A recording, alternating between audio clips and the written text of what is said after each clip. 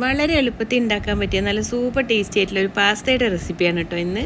അപ്പോൾ അതാ ഞാനൊരു പാനിലേക്ക് ഒരു പീസ് ബട്ടർ ചേർത്ത് കൊടുക്കുന്നുണ്ട്. ബട്ടർ ഒന്ന് അങ്ങ് മെൽറ്റായിട്ട് വരുമ്പോൾ നമുക്കതിലേക്ക് വെളുത്തുള്ളി ചെറുതായിട്ട് അരിഞ്ഞെടുത്തതാണ് കേട്ടോ, അത് ചേർത്ത് കൊടുക്കാം. ഇനി ആ റോസ്മെല്ല് മാറുന്നവരെ ഒന്നങ്ങ് വഴറ്റിയെടുക്കാം കേട്ടോ. ഇനി അതിലേക്ക് 1 ടീസ്പൂൺ അളവിൽ ക്രഷ്ഡ് ചില്ലി, നമ്മുടെ ചതച്ച മുളകില്ല, അതും കൂടി ചേർത്ത് കൊടുക്കാം. എന്നിട്ട് എല്ലാം കൂടി നന്നായിട്ട് തന്നെ ഒന്നങ്ങ് വഴറ്റിയെടുക്കാം കേട്ടോ. ഇനിയിപ്പോൾ ഞാൻ അതിലേക്ക് 2 ടീസ്പൂൺ അളവിൽ മൈദപ്പൊടി ചേർത്ത് കൊടുക്കുന്നുണ്ട് കേട്ടോ. എന്നിട്ടുണ്ടല്ലോ നന്നായിട്ട് തന്നെ ഒന്നങ്ങ് മിക്സ് ചെയ്ത് നമുക്കിതൊന്നങ്ങ് വഴറ്റിയെടുക്കാം കേട്ടോ. ഒരു 2-3 മിനിറ്റ് മീഡിയം ഫ്ലെയിമിലിട്ടതാ ഇതുപോലെ ഒന്ന് ഇളക്കി കൊടുത്താൽ മതി. കട്ട പിടിക്കാതെ നോക്കണം കേട്ടോ. എന്നിട്ട് നമുക്കതിലേക്ക് പാല് ചേർത്ത് കൊടുക്കാം. ഞാനിപ്പോൾ ഇവിടെ 1/2 കപ്പ് പാല് കുറേശ്ശെ ആയിട്ടാണ് ചേർത്ത് കൊടുക്കുന്നത്. പാല് ചേർക്കുമ്പോൾ കട്ട പിടിക്കാനുള്ള സാധ്യത കാണും. അതുകൊണ്ട് എപ്പോഴും ഇളക്കി കൊടുത്തുകൊണ്ട് അത് മിക്സ് ചെയ്ത് കൊടുത്തുകൊണ്ടിരുന്നാൽ മതി കേട്ടോ. മീഡിയം ഫ്ലെയിമിൽ വെച്ചിട്ട് വേണം ഇളക്കി കൊടുക്കാൻ. പിന്നെ പാലും കൂടി ചേർത്തിട്ടാവുമ്പോൾ മൈദപ്പൊടി ആയതുകൊണ്ട് ഇത് പെട്ടെന്ന് തന്നെ തിക്കായിട്ട് വരും. അത് കുഴപ്പമില്ല, വീണ്ടും കുറച്ചും കൂടി ചേർത്ത് കൊടുക്കുക. അങ്ങനെ ഈ ഒരു 1/2 കപ്പ് പാല് ഫുള്ളായിട്ട് തന്നെ നമുക്കതിലേക്ക് ചേർത്ത് കൊടുക്കാം കേട്ടോ.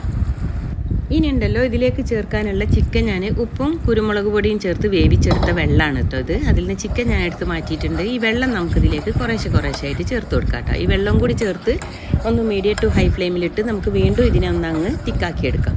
അപ്പോൾ അത് കുറേശ്ശെ ആയിട്ട് ചേർത്ത് കൊടുക്കുക. ഇനി നമുക്കിതിലേക്ക് നമ്മൾ ഉപ്പ് ഒട്ടും തന്നെ ചേർത്തിട്ടില്ല, ആവശ്യത്തിനുള്ള ഉപ്പും കൂടി ചേർത്ത് കൊടുക്കാം കേട്ടോ. എന്നിട്ട് എല്ലാം കൂടി ഒന്ന് മിക്സ് ചെയ്തെടുക്കാം.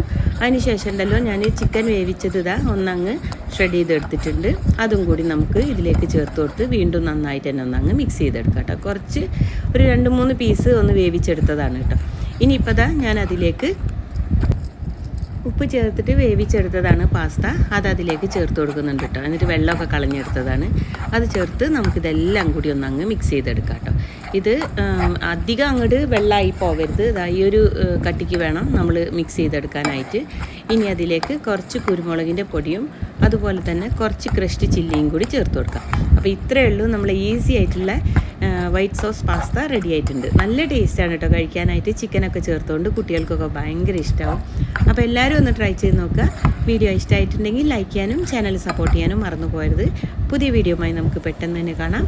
Take care. Thank you for watching.